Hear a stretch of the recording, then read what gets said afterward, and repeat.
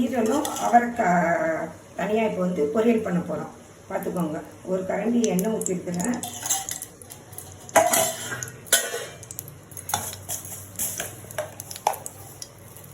கொஞ்சோண்டு கடுகு போட்டிருக்கிறேன்.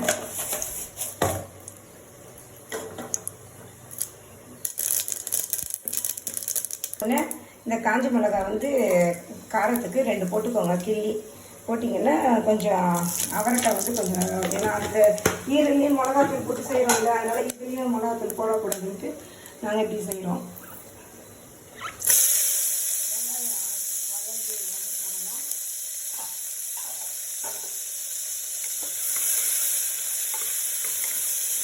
ஏன் இவங்க குக்கரில் செய்கிறாங்கன்னு நீங்கள் நினச்சிக்காதீங்க.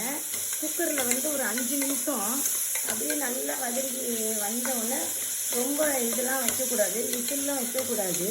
விசில் வைக்காமல் அப்படியே நல்லா வதக்கி வரும்போது வதங்கி வெங்காயம் நல்லா வதங்கி வரணும். வதங்கி வந்தோடனே அப்புறமேட்டு காயை அலசி அதில் போடணும். ரொம்ப தீயக்கூடாது, அது வந்து கொஞ்சம் நல்லா இருக்காது. கொஞ்சம் இப்படி வதங்கி வரும்போது இந்த வெங்காயமும் இந்த கலரில் இருக்கணும், காஞ்ச மிளகாய் இந்த கலரில் இருக்கணும், அவரைக்காய் இந்த மாதிரி போட்டு வதக்கிட்டிங்கன்னா அப்படியே நல்லா இருக்கும். ஏன்னா இது தேங்காய் போட்டு செய்கிறதுனால இந்தமாரி ஒரு சமையல், இது ஒரு காய் நல்லா இருக்கும். இந்த மாதிரி செஞ்சு சாப்பிட்டு பாருங்கள் நீங்களும் எல்லோரும். ஆமாம், இது நல்லா அப்படியே லைட்டாக கிண்டி விட்டுட்டு பரட்டி விட்டுட்டிங்கன்னா அது கரெக்டாக வந்துடும். இதுக்கு மஞ்சள் தூள்லாம் போட வேணாம், ஏன்னா அந்த அவரைக்காய் கலர் அப்படியே நல்லா இருக்கும், கலரில் இருக்கும். உங்களுக்கு உப்பு வந்து கொஞ்சம் கம்மியாகவே சேர்த்துக்கோங்க, உடம்புக்கும் நல்லது, நம்மளுக்கு வந்து டேஸ்ட்டும் கொடுக்கும், ஒரு இது நல்லா இருக்கும், வேறு ஒன்றும் இல்லை. இப்போ பாருங்கள், அவரைக்காய் கலரில் அவரைக்காய் இருக்குது, வெங்காயம் கலரில் வெங்காயம் இருக்குது, காஞ்ச மிளகாய் கலரில் காஞ்ச மிளகாய் வருது பாருங்கள், நல்லா ஒரு டேஸ்ட்டு கொடுக்கும். அப்படியே பாருங்கள். இப்போ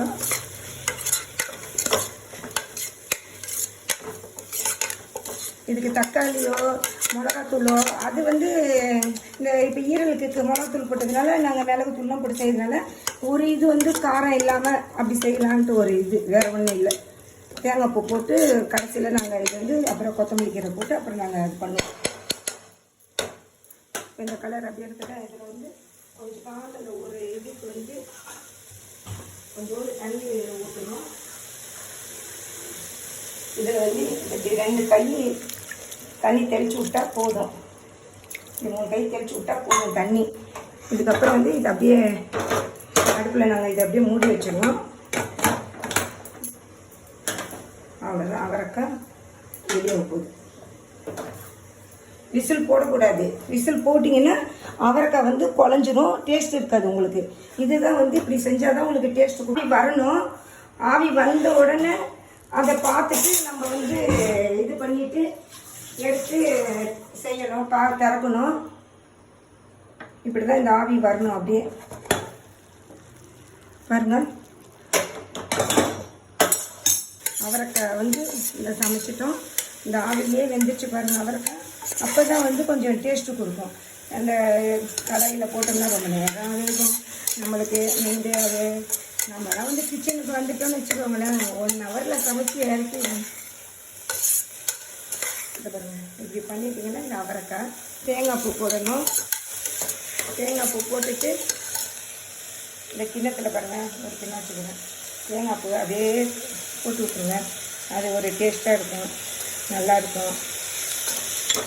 தேங்காய் பூ போட்ட உடனே ரொம்ப அதை போடக்கூடாது, போடாமல் அப்படியே செய்யணும். அப்போ வந்து உங்களுக்கு வந்து அந்த தேங்காய் பூ வேகக்கூடாது, வெந்துருச்சுன்னா அது டேஸ்ட் இருக்காது. இந்த இது அப்படியே கொத்தமல்லி கீரை போடணும். கொஞ்சோண்டு கொத்தமல்லி கீரை போட்டிங்கன்னா உடம்புக்கு நல்லது. நம்மளுக்கு எவ்வளோ கொத்தமல்லி சேர்க்குறீங்களோ அவ்வளோ உங்களுக்கு நல்லது, உடம்புக்கு நல்லது. வேறு ஒன்றும் இல்லை. இந்த இது போட்டு அப்படியே பரட்டி அப்படியே எடுத்துருங்க.